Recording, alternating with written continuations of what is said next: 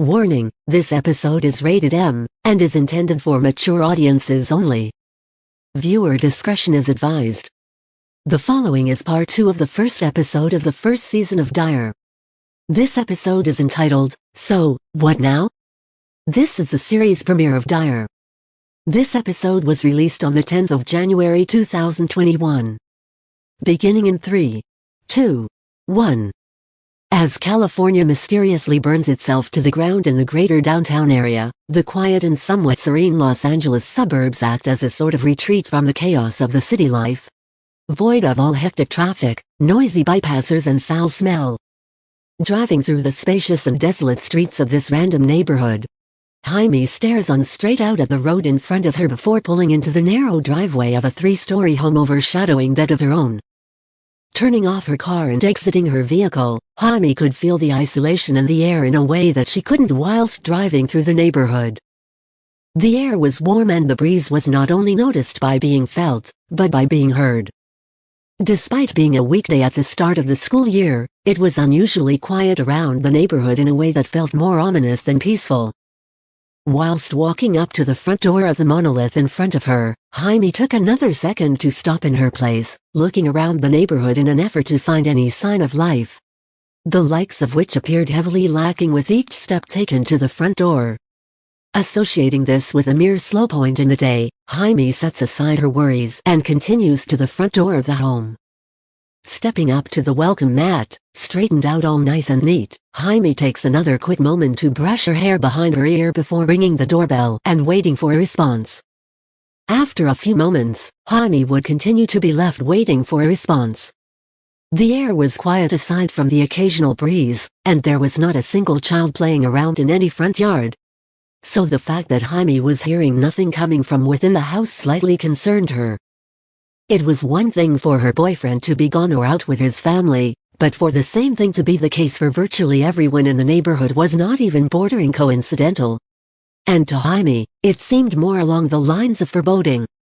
However, after another minute or so, the sound of something within her boyfriend's home falling to the ground in a thud brought Jaime's attention square on a second-floor window slid halfway open with nothing but a screen separating the outdoors from the inside. With complete attention devoted to this second-story window, Jaime's concern drew into worry as whatever was inside that house was trying its undoubted best to keep her from knowing its presence. If this was Jordan's parents trying to keep a low profile, that would be one thing. Whilst they like Jaime and Kennedy, they hate Alex's husband Robert, who was always the rudest figure at any gathering he so obviously was not wanting to attend.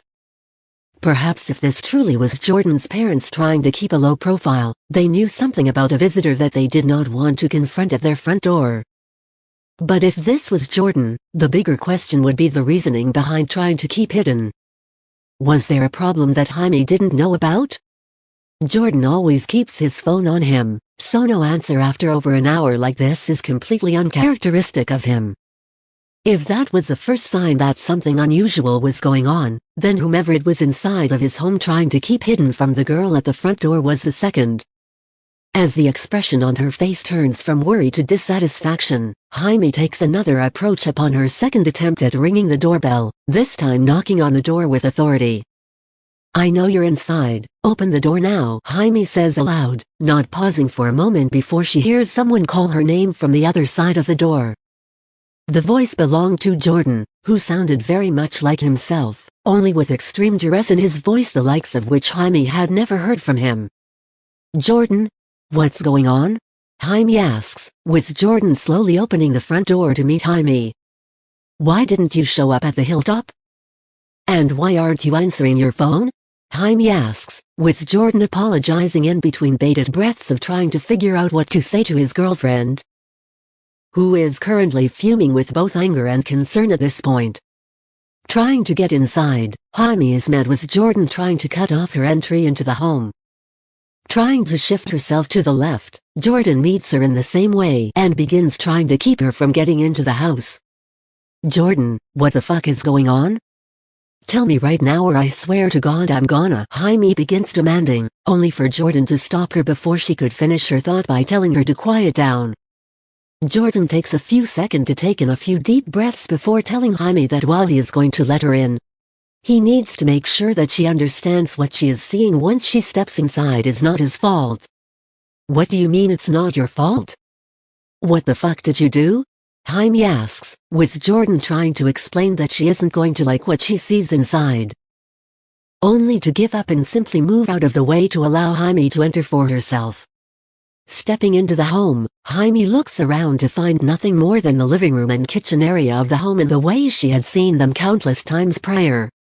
Before she could take more than 5 steps into the house, Jaime would be caught off guard by Jordan taking her hand and slowly leading her through the dining room area and up to the stairway towards the 2nd floor.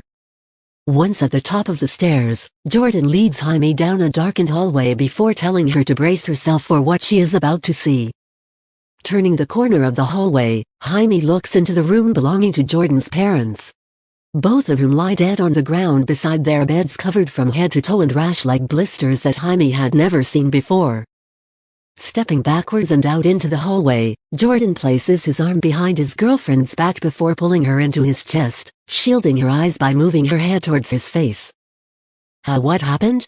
Jaime asks, with Jordan stating that he simply woke up and did his morning routine, but by the time he went to tell his parents that he was heading out for the morning, I tried calling the cops.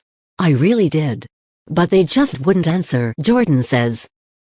With Jaime noticing the tears beginning to stream down her lover's face after each reminder of the day's tragic events. Only for Jordan to admit that by the time he had given up trying to call law enforcement, they had already passed out and stopped breathing. The entire morning I just tried to figure out what happened.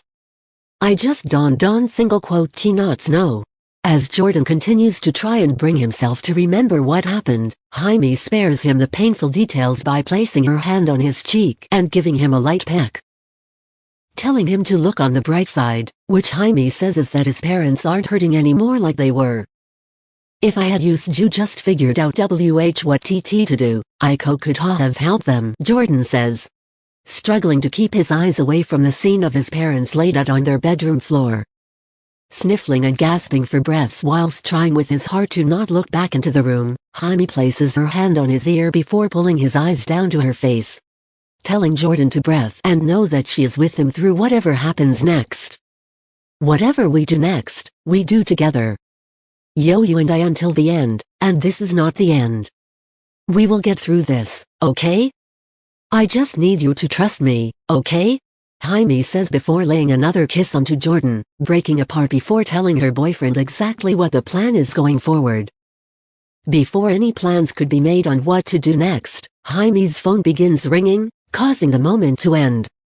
Noticing Jordan struggling to not look back into the room, Jaime leads Jordan down the hall and away from his parents' room before picking up the phone. Hello? Jaime responds first on the phone call before hearing a man claiming to be Kennedy's vice principal Damon Isaac. Is this Alexandra Morris? Isaac asks, with Jaime responding, no, this is her daughter Jaime. I assume you're calling about Kennedy? I'm the immediate line of contact due to my mother's constantly changing schedule. How might I assist you, Principal Isaac?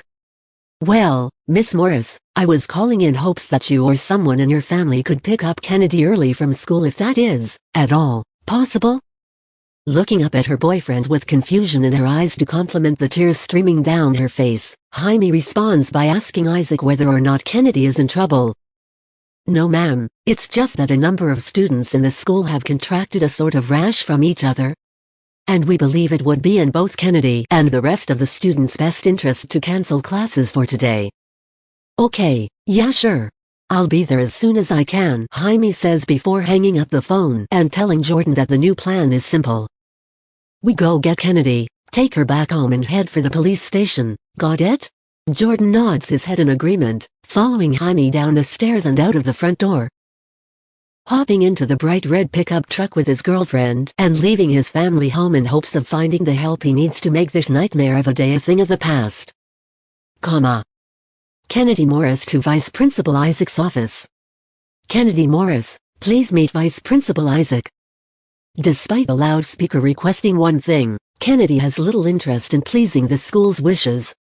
instead opting to walk through the hallways between brief moments of peering through long glass windows of classrooms closed from the empty and silent hallway.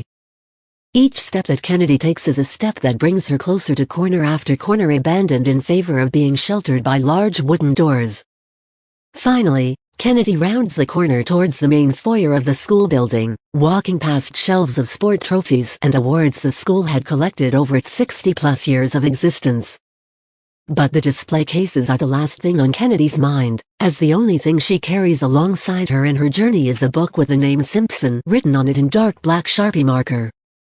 Eventually, Kennedy finds her way to the door of the school's nurse's office, which she originally intended to walk into in order to deliver the Simpson child's book back. Only to find that the door is already completely opened and surrounded by emergency responders. Emergency responders that no one in the school other than Vice Principal Isaac and the school nurse were aware were in the building. Overwhelmed by confusion, Kennedy slowly sneaks her way along the wall opposite of the nurse's office to get a clearer picture of what the emergency responders were tending to. However, what Kennedy sees is less of an effort to help a sick or ailing child, and rather an effort to remove the body of a recently deceased one. Just as the medical workers begin zipping up the body bag containing the young student, Kennedy is able to catch a glimpse of the boy minutes away from being carried out of the school for the final time. There, on the stretcher, lies Heath Simpson, one of Kennedy's only friends in the school. Heath, with a face completely unrecognizable from a time before it was covered in blisters, is finally sealed into the body bag right before the medical workers begin making their way towards the front doors of the school. In an effort to avoid being caught as an onlooker, Kennedy quickly dashes to the opposite side of one of the brick walls, heading down a hallway between gasps for air trying to understand what exactly was happening, and whether or not what she had just seen was truly real or just a figment of her own imagination. Suddenly, Kennedy's attempts to regain her composure by breathing are thwarted as she begins having trouble getting air in. If the shady secrets currently unfolding in the school are the biggest problem that she is facing, then this current asthma attack comes in at a real close second. Realizing that her inhaler is still in her locker on the opposite side of the school building, Kennedy begins trying to figure out exactly what to do now. She has two main choices, the first being that she could try to make a run for it and retrieve her inhaler on the opposite side of the school. The second option, this being a little more dire, would be to fight through the attack and hope that at some point she can find a way to catch her breath. There is little time to waste, and knowing how crucial making this decision now is, Kennedy begins running on instinct. Hurrying back to the end of the wall and peering over the edge, Kennedy takes note of Vice Principal Isaac and the school nurse talking over precautions to ensure that the students do not find out about Heath's death. Selecting her moment, Kennedy walks into the main foyer before beginning to walk towards her locker, unsurprisingly catching the eye of Isaac.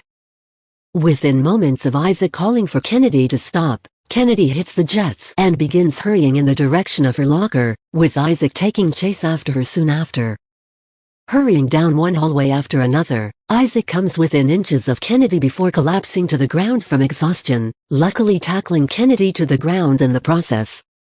After fighting her way out of Vice Principal Isaac's reach, Kennedy rushes around the corner to her locker before putting in the combination.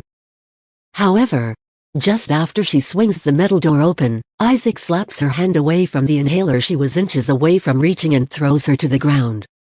As Kennedy tries lifting herself back to her feet, Isaac simply stands in place overlooking the girl he has taken to the floor twice, realizing the exact extent of the concern he has for the still unknown situation he is facing.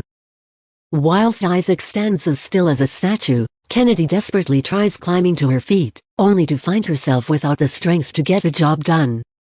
As Isaac comes to grips with the truth he has involved himself with, Kennedy begins entering survival mode, looking to somehow find a way to get back to her locker. This whole school is falling apart, stop making matters worse. Vice Principal Isaac shouts towards Kennedy, hoping his demand will help quell the situation as he walks towards the fear-stricken girl, only to lean down in an attempt to grab onto her, which Kennedy takes as an opening. Pushing the sole of her shoe into the face of her insane-seeming vice principal, allowing her to crawl to her locker through abnormal breaths and retrieve her inhaler, finally ending the suffocating battle she had just taken part in. "You little brat. Vice Principal Isaac shouts before walking back towards Kennedy, only to have his leg kicked out from beneath him, taking him off of his balance before he crashes headfirst into the locker, laying him out in his place.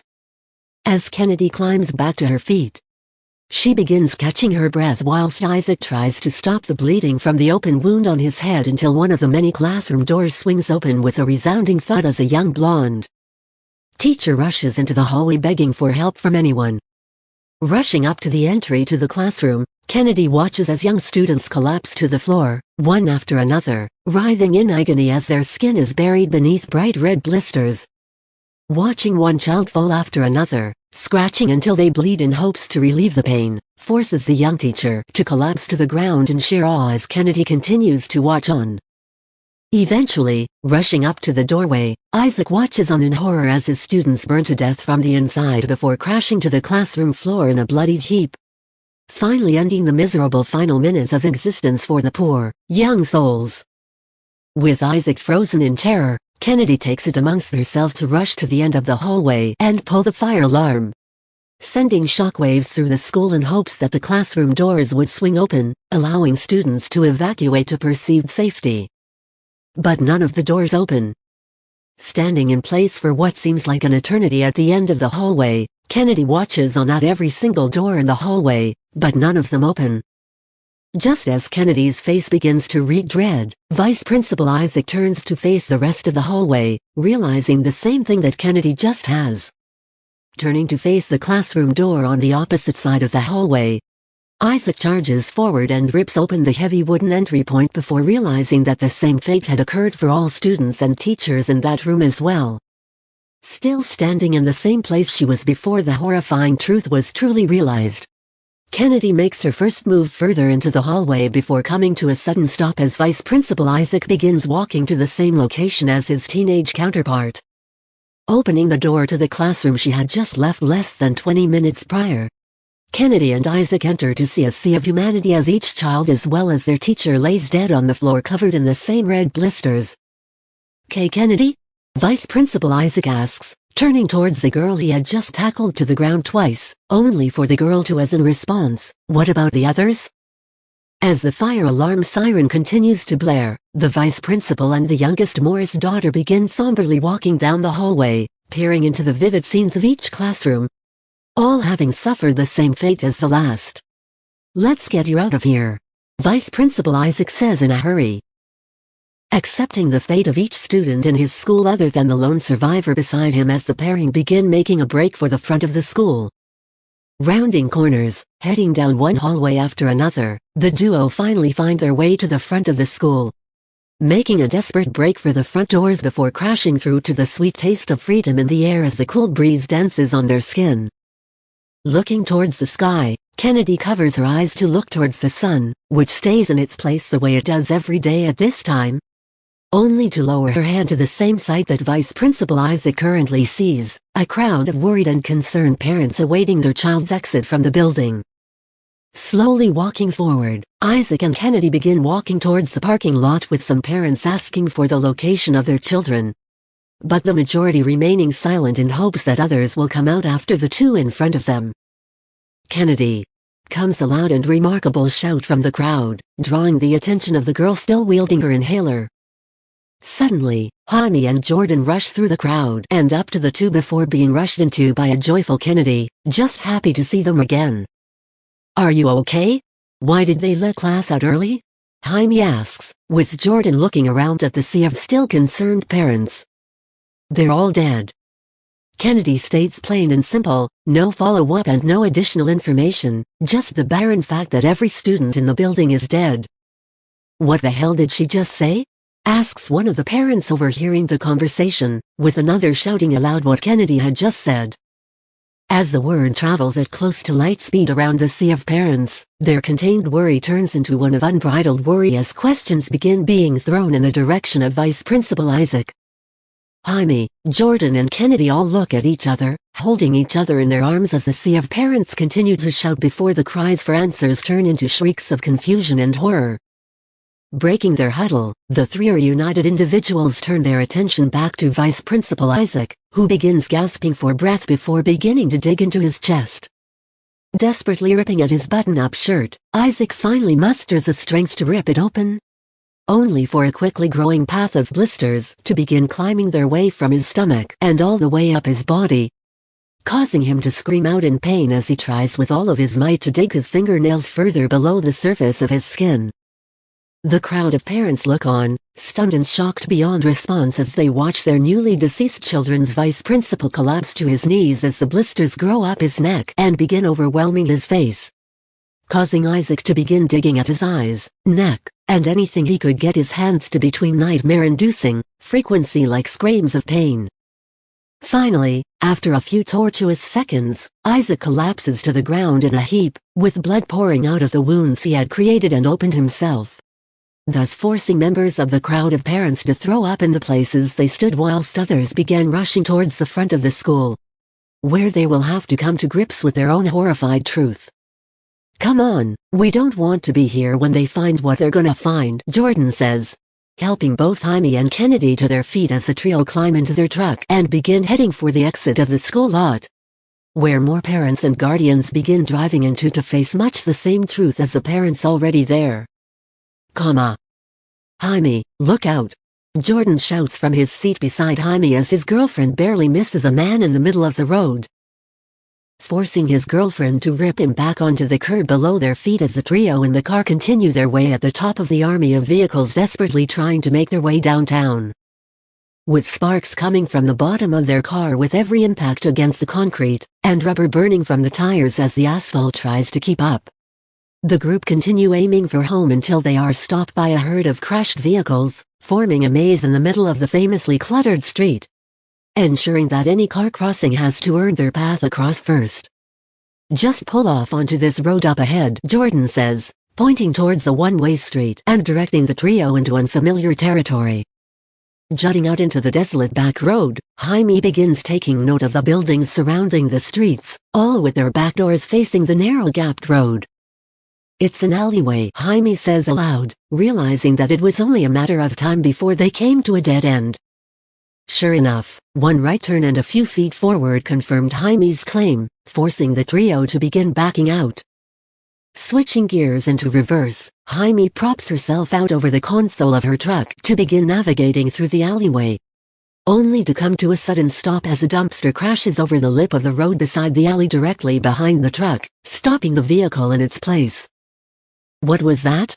Kennedy asks aloud, prompting Jordan to pull down his window and peer out from the vehicle to notice a drunken homeless man fist-punching the air in pride for his work. "His shat!" Jordan shouts in the man's direction, forcing him to begin running off into the distance as Jordan rushes to the back of the car in hopes of clearing the path. "Jordan! Stop!" Jaime says, slamming her car door shut and walking towards her boyfriend. "We're not getting that thing out of the way, we've got to do this ourselves from here." Jordan, still shaken from the sight of his parents and the events at the school, scoffs at the notion of walking and continues trying to clear the way. "Do this ourselves, Jaime?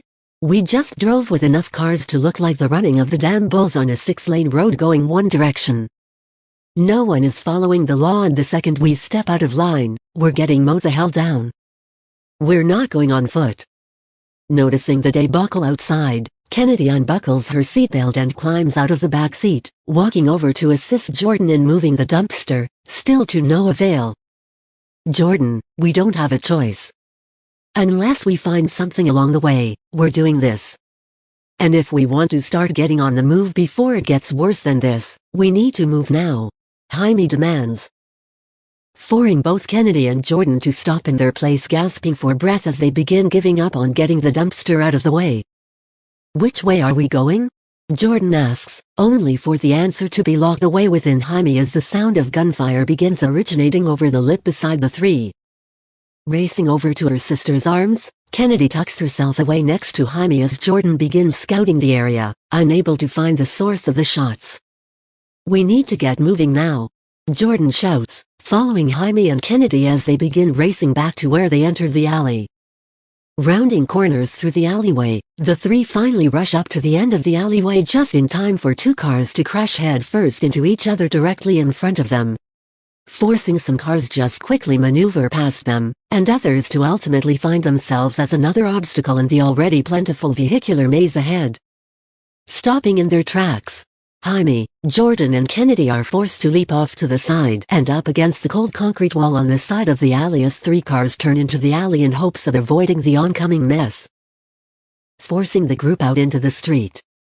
Dashing down the main road, the three finally reach an overpass in hopes of crossing to the other side, only to be forced to throw themselves backwards as an oncoming car misses them by a few inches, crashing through the guardrails and falling to the earth 40 feet below. "That's it, we need to find someplace else," Jaime shouts, directing the three back to their original starting place. Only to find the entry to the alleyway blocked off by two wrecked cars crammed into the already unrelenting entry. "What do we do now?" Jaime asks, with Kennedy pointing out an off-ramp blocked off by a capsized 18-wheeler, blocking off all possible traffic. The group then begins the rush towards their pathway to safety, only for Jordan to deviate from the group and rush into the middle of the road into oncoming traffic and tackle two people out of the way of a truck mowing into the graveyard of vehicles, saving their lives with inches to spare. Quickly returning to his feet, Jordan helps the man and the woman to their feet before directing them back to his group, where the five individuals make a mad dash over to the off-ramp, climbing over debris and wreckage before emerging onto the other side of the road, safe for the meantime of any possible vehicular demise. "Thank you, thank you," the woman says, only for Jaime to cut the pleasantries off prematurely as she directs the five further down the off-ramp and into dead-stop traffic. "What's your name?" Kennedy shouts backwards to the two new faces of their band of traffic survivors.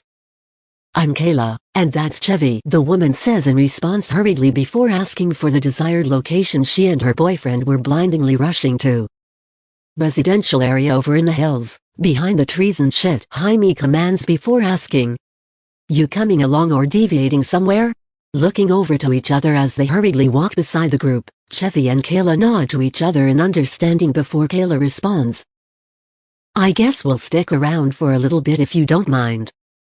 "Good, I hear misery loves company," Jordan says in a sarcastic manner, prompting Kayla to respond, "Well, I'm fucking miserable.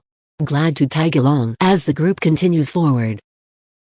Walking off down the highway to the blaring sounds of car horns and anger-filled swearing as the sun begins setting. When the sun sets, the moon allows for the night sky to show its beauty for a few minutes in the form of a light blue landscape capped off with clouds too far removed from the sun to be their usual pearly white selves. Whilst this light blue landscape is usually present to signal the end of a long and grueling day, Alex opts for a more somber tone and feel. Taking her few minutes beneath the beautiful blue as one to relax, she decides to take out a Radiohead album pressed onto vinyl and allow it to spin before throwing something off into her bathroom sink, allowing the music to fill the air usually greeted with screaming and the sobering sounds of agony. Alex takes a seat at her home's minibar before pouring herself a glass of aged rum and kicking it back. As the music begins to climb to its crescendo, Alex notices the red and blue flashing lights directly outside of her home through her living room window. As opposed to confusion, Alex greets the lights with a pain-filled smile before returning the glass to its countertop space before letting out a breath of acceptance and raising the record player to its highest volume.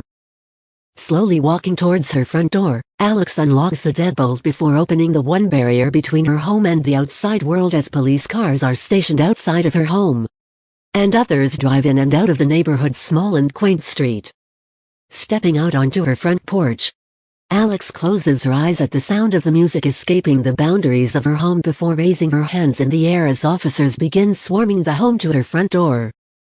Whilst being swarmed by police, the home manages to remain quiet and peaceful, with each room and hallway void of any light and noise beside the music. The bathrooms have no running water aside from the one in Alex and Robert's bedroom, which runs continuously with no end in sight. The bedroom remains quiet, but to anything or anyone that walks into it, there's an unsteady feeling that reeks of uncomfortability. The light of the bathroom spills out onto the walls of the home's master bedroom through the crack in the mostly closed bathroom door. Despite not being much, the light allows for a single saw-covered foot dangling off the end of the bed to be visible to anyone. which is even more noticeable when you take into account the rest of the room being almost pitch black. Whilst the light coating select portions of the room makes anything covered in the darkness that much darker, it also ensures that the saw-covered foot stands out more than anything else in the room. The rest of the body is covered in the emptiness that is a light-devoid room, but still seems normal, like it belongs. The 2 feet are covered by white socks, the legs are covered by their stained, yet still office-like slacks, and the white t-shirt is ruffled from the stomach down. But there's blood on the chest and collar, as well as the rest of the bed around it. Further up, Robert's head rests almost removed from the rest of his body as most of his neck is cut through down to the bedsheets below it. And his still open-eyed head shows a still open mouth with blood pooling up and over his lips. In the bathroom, the blood-stained sink runs water down onto a blood-covered paint scraper, turning the water red on its way down the drain.